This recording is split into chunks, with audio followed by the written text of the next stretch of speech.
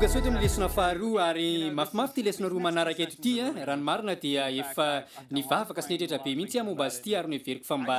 tena hoe tsy hitomany mihitsy zany mandra-pavitany ary inoko fa tena ny ao am-pon'Andriamanitra mihitsy ny renao amin'ny fomba fizarako an'ireto lesona reto.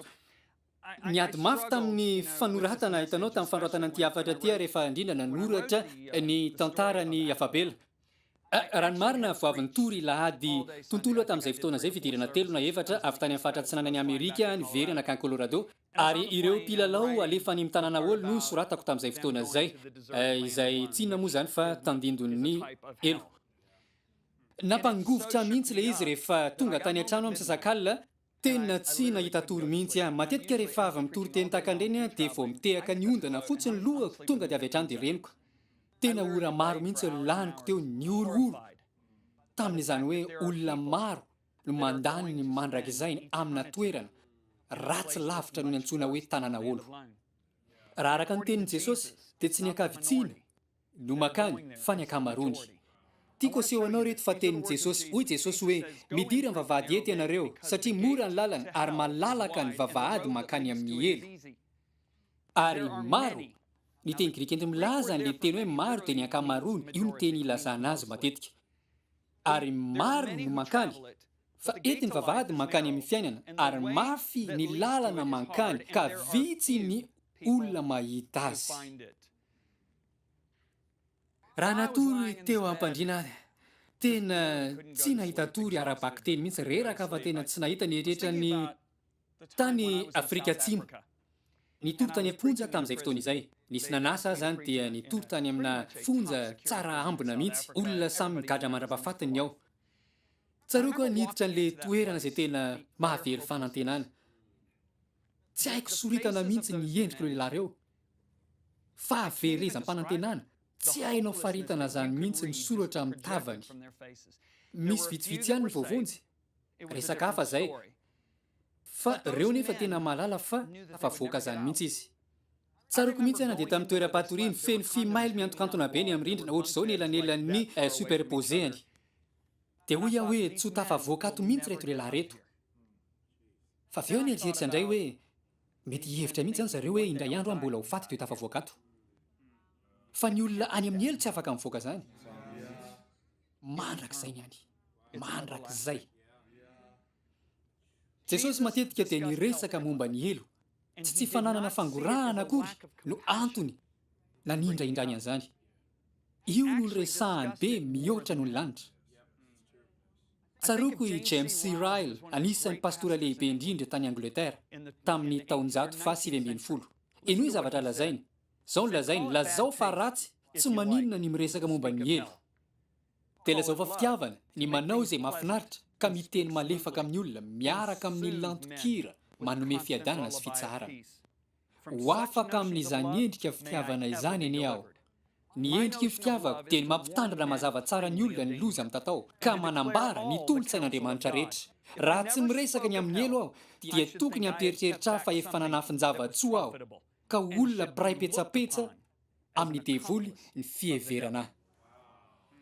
Io dia toerana tena misy. Tsika sary teny io, anarana maro ilazana ny elo ao amin'ny Baiboly. Ny iray dia Sheola, anarana ao testamenta talomo zany. Ny anankiray hafa testamenta vaovao kosa dia Adesy, fiainantsita, Gehena ary farimy rehetra afo. Tiako vakiana aminao ny tantara iray, ny tantarain'i Jesosy. Tiako vakiana izy rehetra ary tiako tetezina izy rehetra. Izao no lazain'i Jesosy ao amin'ny filazantsarany lioka. Nisy lehilahy manan-karena anankiray. Ny akanjo volomparasy sy rongony fotsy madinika sady nanara-pahofantatra isan'andro tamin'ny fahafinaretana. Jesosy dia tsy milaza fanoharana mihitsy ka na hoe misy lehilahy anankiray. Hitantsika eto zany fa tsy fanoharana zany izy ity. Tantara tena misy ty ary porofoko aminao amin'ny andiny manaraka le izy. Nisy olo-malahelo firena anankiray atao Lazarosy. Jesosy zany dia tsy manome anarana amina fanoharana izany. Ferena napetraka teo am-bavahadiny, verina indray mandeha ary mpangataka ferena zany hitantsika eto. Napetraka teo am-bavahadina lehilahy anankiray izay manan-karena be. Ny akanjo volomparasy ty lehilahy manan-karena ity. Raha manao akanjo volomparasy ianao tamin'izany fotoana izany dia olona manan-karena be mihitsy. Milaza fotsiny zany Jesosy eto fa tsy ilay fananany vola be ny olana. jesosy dia efa nanao fanompona tamina lehilahy manan-karena indrindra teo amin'ny tanàna zakaiosy ny anarany hoy izy hoe ho avy hisakafo ao-tranonao tsy lehilahy manan-karena ny olana fa ny olana dia nisy mpangataka nipetraka isan'andro teo am-bavahadiny fa tsy mba norarahiny akory ilay izy ao ity izany ny olanao napetraka teo anilan'ny vavahadiny ary naniry mba hihinana ny latsaka avy tamin'ny latabatra ilay manan-karena izy fa ny alika kosa no avy ka nilelaka ny feriny ary maty ilay malahelo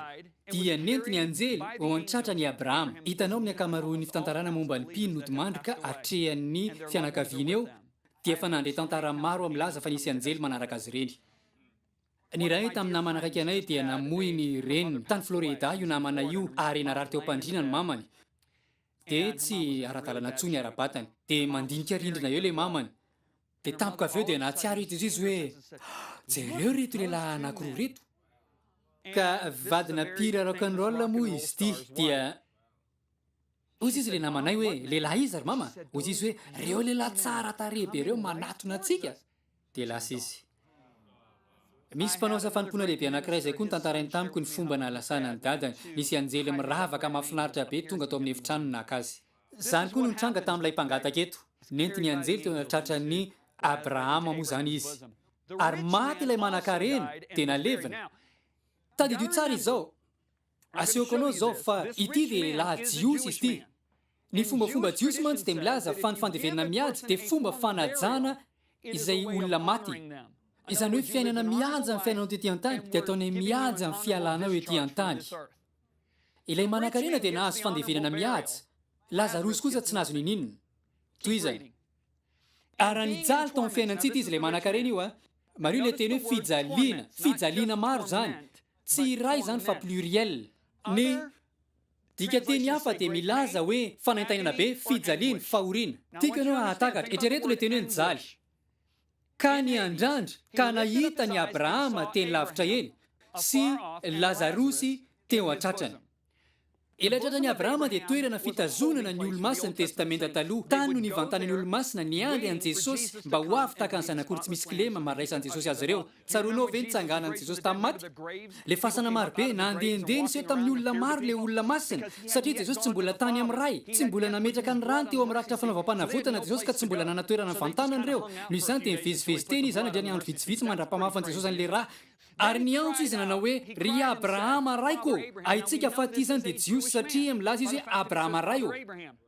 raha lehilahy Filistiny io nahafa-firenena dia tsy niantso mihitsy Abrahama ray izany ry Abrahama ray o mamindrafo amiko ka irao Lazarosy mba anopoka ny tendro ny ratsan-tanany amin'ny rano mba hampangatsiatsika ny lelako fafadiranovana loatra aho atao anatiny ity lelafo ity misy zavatra maro eto tsarovy tsara fa endrik'olona ny olona ny amin'ny elo raha ny marina dia nanao fanambarana Jesosy hoy izy hoe ny tena sy ny aina dia ho very any amin'ny elo ohatra ny endrik'olona mihitsy ny olona rehefa tonga any amin'ny elo ao ve mbola afaka manana fandiniana izy ihany mbola misy fihetsem-po mbola manana naim-po mbola manana toe-batana mbola hitanao fa miresaka ratsan-tanana izy eto miresaka ny lelan'ilay mpanan-karena mbola manana taovam-pandrenesana izy mahita maso an'ilay Abrahama ray izy mandre tsara ny Abrahama ray izy mahatsapa fanaintainana izy tiany angatsika ara-baky teny mihitsy ny lelany misy namako raha izay nandany 13 minitra tany amin'ny elo Jesosy mihitsy no nitondra azy tany mpandraraha izy ary nanoatra boky momba izany izy tsara le boky tokoroa ihany no vakiko toy izay hoe tena ampy izay ho aho izy aho mantsy azy fa izao mihitsy ny zavatra lazainy ny zavatra voamariko akoatra ny resaka orooro na ny tahotra dia nangetaheta be tany te isotro rano aho tena tsisy azo analana etaeta mihitsy tany izao no lazainy hoe resaka rivotra izany tsisy mihitsy ihany dia ozy izy hoe ny fomba fisefoko dia ohatran'izao mihitsy tamin'izay tany izy hoe ny antony dia satria tena mafana be makalolohy be mihitsy ny fofony ao fa hoy Abrahama hoe anaka tsarovy fa ianao nahazo ny zava-tsoanao tamin'ny andro iainanao ary Lazarosy kosa ny zava-dratsy fa ankehitriny izy ampifaliana e ary ianao kosa ampahoriana hitanao ve io ampahoriana intelo miverina ao ve toy izanary ary mihoatra no izany rehetra izany zavatra navelona n'Andriamanitra nitranga zany ty ao ve fomba fanehoan'Andriamanitra fa izy dia miditra an-tsehatra fa tsy mitona anarana fotsiny ary mihoatra no izany rehetra izany dia misy tevana mankadiry ajadona izany hoe Andriamanitra no mamorona io tevana io ary ho azavaiko aminao rehefa avy eo anelanelantsika mba tsy ho afa-mita mankeny aminareo izay ety aminay ary tsy ho afa-maky ety aminay izay eny toy izany dia hoy izy mangataka aminao ary raiko mba irahanao lazarosy akany amin'ny tranony raiko fa manana rahalahy 5 aho mba ilaza tsara amin'ny fandrao mba ho tonga amin'ity fijaliana ihany koa izy eny ary janona kely ary tsika aloha mario tsara fa tsy nisy fiovahana ara-batana akory ty lehilahy ty niangavy any abrahama izy mba aniraka lazarosy hanompoka ny tendro ny ratsan-tanany mba hampangatsiatsika kokoa ny lelany marina mpanompo ny fahitany lazarosy eto niangavy any abrahama izy mba aniraka lazarosy ho any amin'ny fianakaviany izao ny zavatra tsy ahazon'ny olona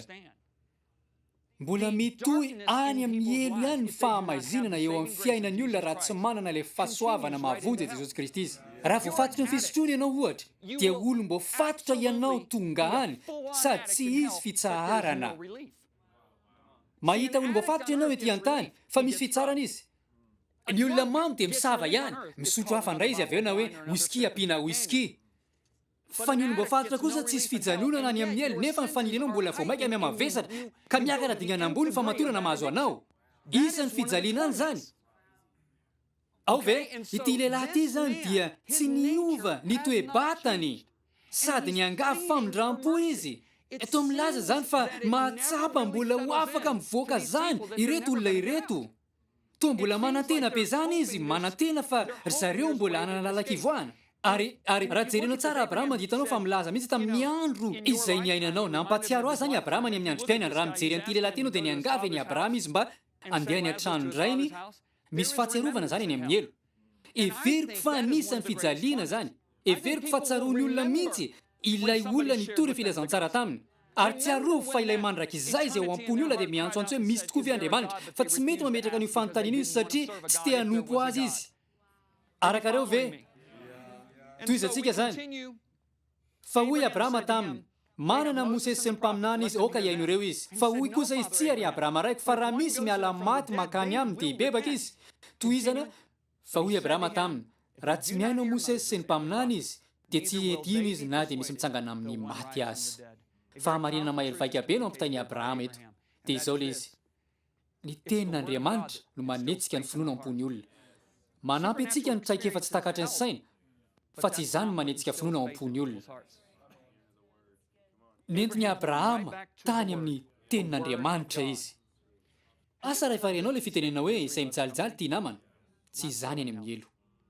manina ny angaviany abrahama mba haniraka ny lazarosy ho any amin'ny rahalahiny izy dia hoy ianao hoe raha misy fampinamanana zany any amin'ny elo dia mba tiano tonga any koa ny rahalahiny tsy isy fampinamanana zany any amin'ny elo ny olona rehetra izay efa tany ka nyresahako dia nilaza fa tsy zakany ihany tsy miteny anglisy ve ianao na mahalala olona tsy miteny anglisy nefa mbola mila fampianarana hafa avy amin'ny John sy Liza Bevere mankanesa reo amin'ny cloudelibrary.org ary ao mivantana ary ataovy download ao ny karazana fampianarana safidio fotsiny fitempirenenao safidio izay fomba tianao hakana fampianarana e-book afatra amin'ny video audiobooks fampianarana mpandaharana fahitalavitra baiboly sy maro hafa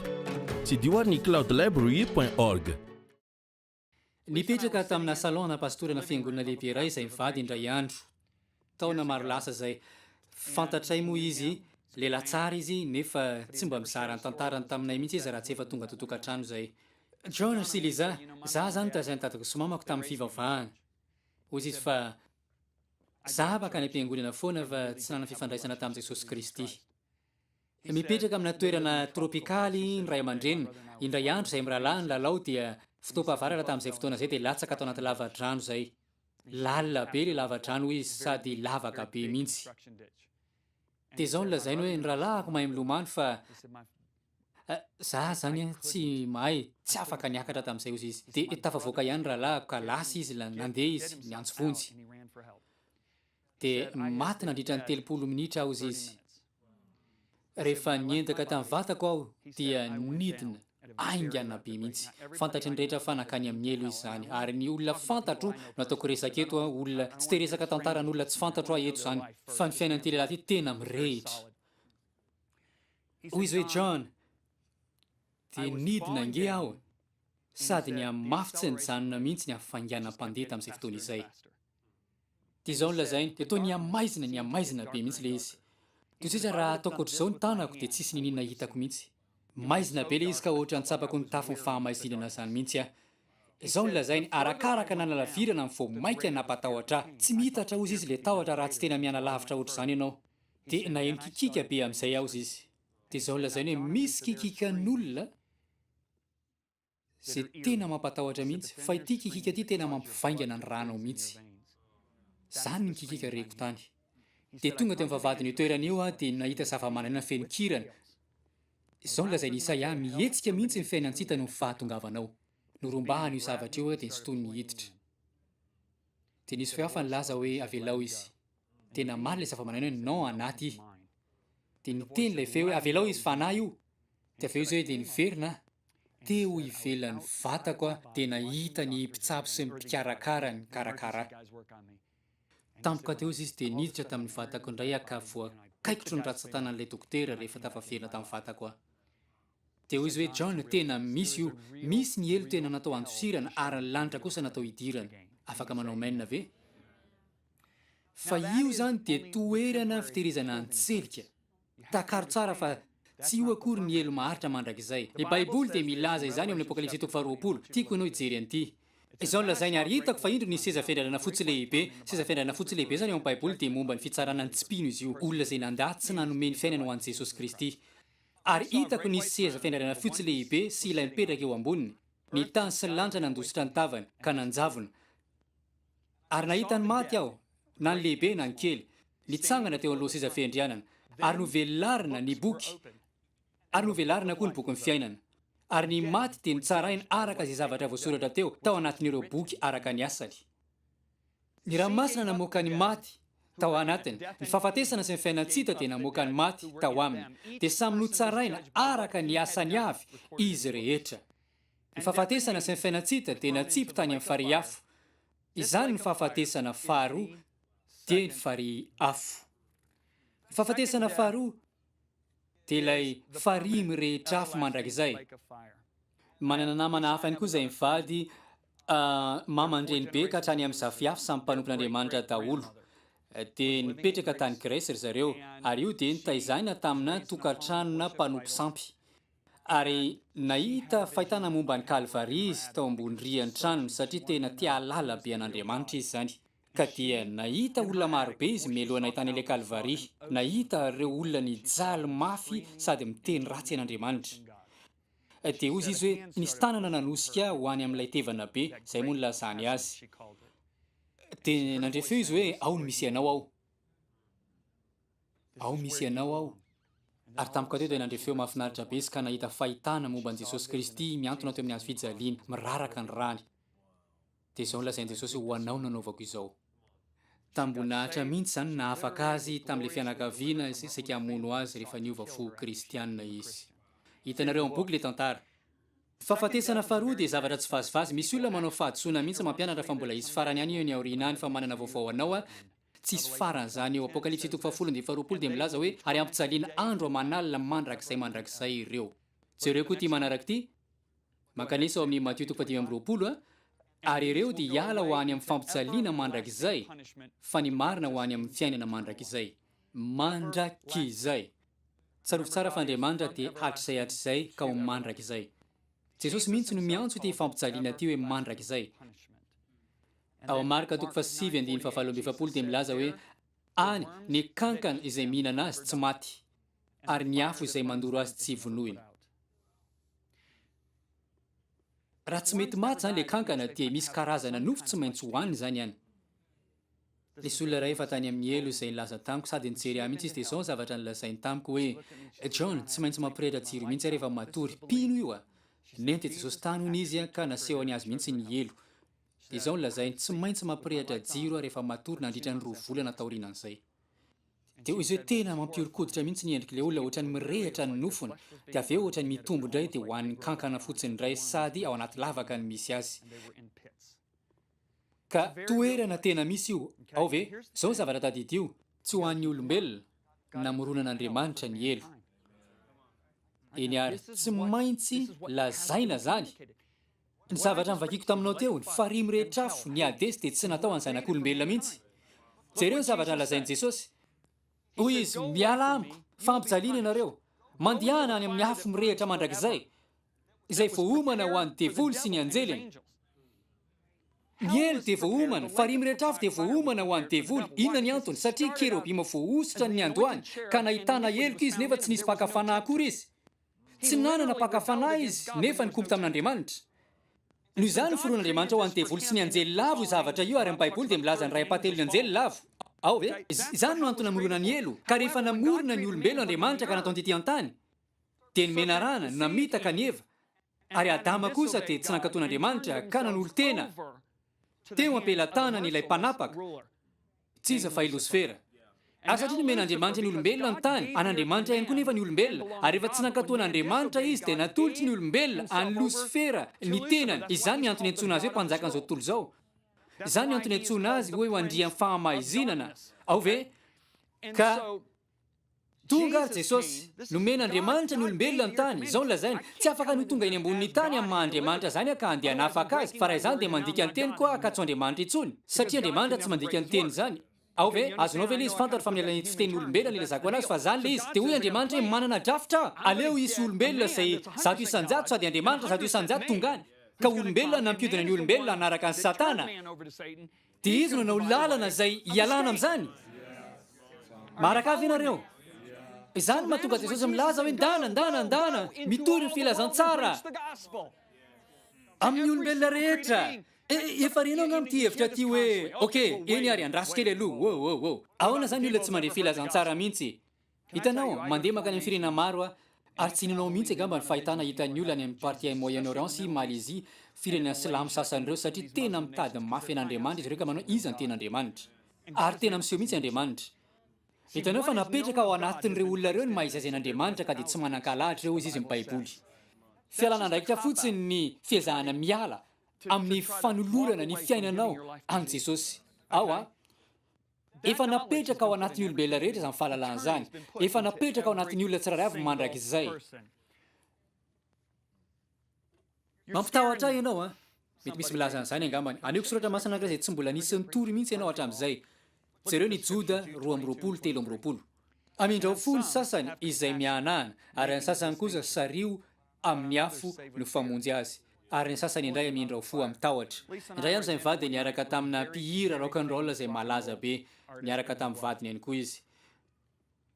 tamin'ny 92 no nandraisany io lehilahy famonjena ary anisan'ireo mpihira sangany amin'ny rock and roll tamin'ny taona 7 sy 20 izy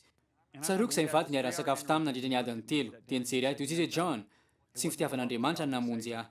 so tsy azonao resaka fa tian'Andriamanitra hatramin'izay na kristiana tena tiako be Jesosy tsy ny fitiavan'Andriamanitra ny namonjy ahy tsy ny fitiavan'Andriamanitra ny taona fa nitahotra an' Jehova avy nanao fampisehoana indray andro ka natoritory teo am-pandriana dia tampoka teo dia fantatro fa lalana makany amin'ny elo mandrakizay ny alehako hoy izy hoe manomboka ny katsaka dia izany fomba nandresako famonjena tsaranao fa momba le zava-mahadomelona nametraka tahotra tato anatiko tahotra mahasalama ary mety izany ve ny antony nahatonga an' Jesosy nitory momba ny elo satria tia no ao anatin'ny olona zany tahotra izany tsy tiany tsy halala mantsy ireo olona ireo hitanao ny toriteny anisan'ny tena malaza indrindra tamin'ny tantaran'ny firenenay dia ny an'i Jonathan Edwards mpanota eo am-pelantanan'Andriamanitra vinitra hitanao nitory an'izany afatra zany izy tamin'ny 9 Jolay 1977 tany any Enfield dia namaky le afatra fotsiny izy nisoratan'le izy no vakiany fotsiny tonga tamin'ity andalana ity izy hoe ry mpanota mba hevero ny loza manantanina anao satria tamin'ny fomba mahagaga mihitsy nanotoretan'ny elo tamin'izay dia nanomboka nikikika sy ny antsoantso an'Andriamanitra ny olona tamin'izay tsy nahavita ny hafa ny akory ary izy tamin'izay dia natao ny kopia le afatra ka naparitany dia namaky ny olona tamin'izay fotoana izay ary voalaza fa anisan'ny antony lehibe nahatonga ny fifohazam-panahy lehibe taty Amerika izay zavatra izany raha mijeren'Andriamanitra ianao dia fantany fa misy tahotra mahasalama ao anatinao ao ka navelan'Andriamanitra ho hita manerana mandrakizay mihitsy izy ity satria vakiko aminao le antony asehoko anao eto le izy Isaia 9:20 fa taka ny lanitra vaovao sy ny tany vaovao takaro tsara miresaka momba ny lanitra vaovao sy ny tany vaovao Andriamanitra eto ao ve amin'ny fotoana andevonan'ny tany no anaovana izany afindra ny ety an-tany arabaky teny mihitsy ny tanana an'Andriamanitra ary tsy olona manana vatana toy ny an' jesosy tamin'ntsangana tamin'ny maty ihany fa misy olona manana vatana mitovy amin'ny antsika ao ve voasoratra amin'ilay boky zany azonao vakiana tsara zao ny drafitry ny tompo letra ny ampiandohana dia tsy ho very anjavina vokatry nataony Adamaseva zany fa izy dia namora ny Adamaseva mba ho velona mandrakizay inoko fa isy olona velona mandrakizay tahaka ny saika ny aina ny Adamaseva ihany nefa ireo olona ireo dia nanana vatana miavaka vatana tahaka ny an' Jesosy tsotra be ny faneraseran'ireo tahaka ny faneraseran'i Jesosy tamin'ny mpianatra intelo ny araninana taminy izy niaraka ry zareo dia avy eo nanjavona izy tsingevana teny amin'ny rivotra izy afaka mifanerasera taminy izy ao a noho izany Andriamanitra dia miresaka momba lanitra vaovao sy ny tany vaovao ny olombelona rehetra dia ho avy ka iankohoka amiko isan-kerinandro ao amin'ilay tanàna ary isam-bolana sy isan-kerinandro dia ho avy ny olombelona rehetra ka iankohoka eo anatrehako hoy Jehovah ary ivoaka izy ka hijery ny fatin'ny olona izay efa niodina tamiko toizana ihany ary ny kankana izay mihinana azy tsy ho faty ary ny afo izay mandevona azy tsy ho vonoina ary izay rehetra mandalo dia hita ka hiorokoditra ahoana koa mahafaindrin'Andriamanitra an'izany hitanao Losifera ange nanota tsisy baka fanahy ka hoy Andriamanitra hoe noho ny famindram-poko dia velako ho hitany rehetra izany mba hananany olona tsotra izay monina ety amin'ny tany tahotra mahasalama satria rehefa matahotra sy mahita ny vokatra ny fikomina amin'Andriamanitra izy dia nakanazy tsy komy amin'Andriamanitra izany lazaiko zavatra ianao everiko fa raha manomboka mitory betsaka momba an'izany tsika dia anana fiangonana izay manana tanjona kokoa tsika mijery ianao amin'izao fotoana izao ka mijery ianao amin'izao fotoana izao izy ianao eo ampipetrahana hoe matahotra tsy milamina ianao miororo ianao misy ny tahotra izay mahasalama misy ny tahotra tsy mahasalama lazaiko aminao tsy sosotra aminao zany Andriamanitra tsy tezitra aminao izy tia be anao izy nomeny anao mihitsy ny ainy ka navela no fato anao zanany mba tsy hahatonga anao very any amin'ny toerana antsoina helo eo dia hoena hoe John ahoana ny alako amin'izany fanamelohana izany ilay andro fitsarana resanao amin'ny alalan'ny fanoloranao tanteraka feno ny fiainanao ho fehezany sy anjakan'i Jesosy Kristy efa tolotra ao an' Jesosy ny fiainanao ny tiako tenena amin'izany dia lazainao mihitsy hoe Jesosy eo anao tanteraka ao anao ny fiainako ny zava-nitranga ny zavatra nataony tao Kalvaria ny raha izay nalatsany dia ho anao zany ka rehefa misokatra ilay boky ka milaza ny amin'ny tsy fahombiazana ny fiainanao dia hoy Jesosy hoe efa norakofany rako izany raiko voavela ianao ary zanak'Andriamanitra ianao ary miaraka aminy mandrakizay ianao tsy namelanao fotsiny izy fa efa nikarakarainy koa ny fanomezany ho anao ny natiorany ka tsy voatery hijanona ao anatin'ny fanandevozan'ny fahotana antsony ianao raha hoy ianao hoe John tsy mbola nolotra ny fiainako an' Jesosy Tompo te hivavaka miaraka aminao azao aondreo fotsiny lohanao amin'izao fotoana izao ka lazao miaraka amiko izao vavaka izao Andriamanitra ny an-danitro ataovy Andriamanitra ny an-danitra mamelahy tamin'ny nanaovako izay tiako natao sy niaraka taminao ilay mpahary ahy fa amin'ity andro ity dia tolotry ny fanahiko aiko ary ny tenako izay rehetra ato amiko izay rehetra ananako mba ho anao Jesosy Kristy saotranao Jesosy Kristy nanaiko tompoiko sy mpife ary mpamonjy ahy saotranao ny amin'ny anafahanao ahy amin'ny herin'ny maizina ka hitondranao ahy ho fanjakanao zanakao aho ary natioranao ny natiorako efa voavela aho ary andany ny mandrakizay miaraka aminao amin'ny anaran'i Jesosy amen amen andeha isika isaotra an'Andriamanitra ny amin'izay nataony amin'ny lesona manaraka indray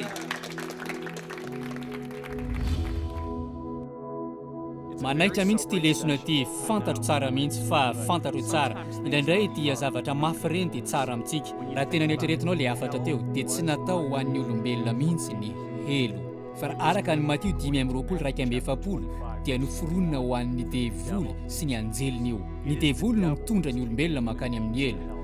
tonga Jesosy ka maty mba tsy hisy olombelona ho very